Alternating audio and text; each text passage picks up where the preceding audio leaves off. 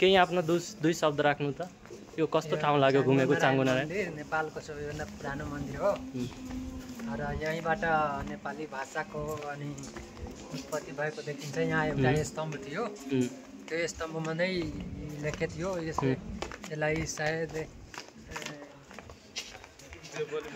यो ठाउँ घुमेर तपाईँलाई कस्तो लाग्यो?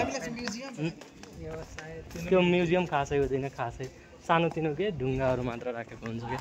कुन त्यो राजाले निर्माण गराउनु भएको पहिला यो ठाउँ घुमेर तपाईँलाई कस्तो लाग्यो? धेरै राम्रै लाग्यो। यो रमणीय धेरै ठाउँ नभए पनि यहाँ चाहिँ प्राकृतिक सौन्दर्यता चाहिँ रहेछ। अनि अर्को तपाईँको धार्मिक विश्वासबाट अनि यो वर्ल्ड हेरिटेज विश्व सम्पदा सूचीमा यो सूचीकृत रहेछ।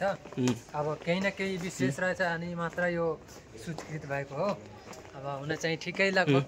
र टुरिस्टको हल्का एट्र्याक्सन अलि थोरै देखियो हामीलाई, किनभने अलि यो काठमाडौँ भ्यालीबाट अलि टाढा छ। त्यही भएर यो भिडियो हेर्नेहरू यहाँ आइदिएर अनि यो ठाउँलाई विश्व सामु मेरो युट्युब च्यानलमा अपलोड हुन्छ।